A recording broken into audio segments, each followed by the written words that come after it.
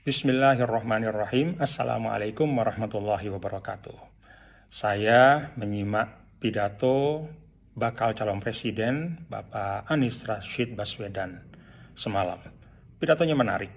Satu hal dari pidato tersebut, beliau mengkomparasi pembangunan jalan tidak berbayar pada masa Presiden SBY dengan masa Presiden Jokowi. Beliau sampaikan bahwa pada masa Presiden SBY 10 tahun, itu beliau membangun 144.000 jalan non-tol, mulai jalan provinsi, jalan nasional, dan jalan kabupaten kota. Jauh lebih tinggi dibanding pencapaian Presiden Jokowi selama 9 tahun, yaitu hanya 19.000 kilometer. Beliau sampaikan perbandingannya 7,5 kali lipat pada masa Pak SBY, lebih banyak dibanding dengan masa Pak Jokowi. Menyimak pidato ini saya punya satu catatan, bahwa Mas Anies Rashid Baswedan tidak menyebut melupakan. Saya tidak tahu ini sengaja atau tidak sengaja ya. Mestinya sebagai calon presiden beliau memaparkan secara utuh. Beliau tidak menyebutkan tentang jalan desa yang terbangun pada masa Presiden Jokowi. Pada masa 9 tahun sampai akhir 2022 itu ada lebih dari 316.000 kilometer jalan desa yang dibangun oleh Presiden Jokowi. Kita tahu kalau bicara tentang mengurangi kesenjangan, bicara tentang mewujudkan keadilan sosial bagi seluruh rakyat Indonesia, salah satu instrumennya adalah meningkatkan kemakmuran di tingkat desa. Dan meningkatkan kemakmuran di tingkat desa itu artinya apa? Mempercepat aktivitas ekonomi, meningkatkan aktivitas ekonomi, dan memperbesar porsi ekonomi yang diperoleh oleh masyarakat desa.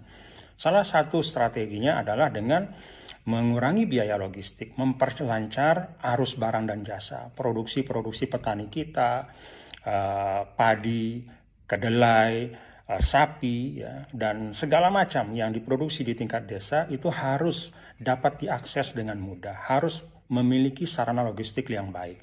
Karena itu pembangunan atau jalan desa itu memegang peran yang sangat penting untuk menghadirkan keadilan sosial bagi seluruh rakyat Indonesia, mengurangi ketimpangan antara desa dan kota.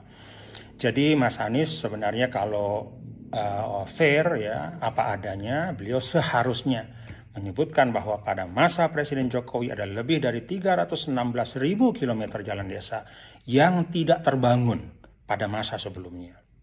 Belum lagi kalau kita bicara infrastruktur lain di tingkat desa, ada lebih dari 1,5 juta meter jembatan di tingkat desa, ada lebih dari 500.000 unit air bersih, ada 42.000 lebih posyandu dan beragam infrastruktur di tingkat desa yang menjadi concern dari Bapak Presiden Jokowi selama 9 tahun pembangunannya.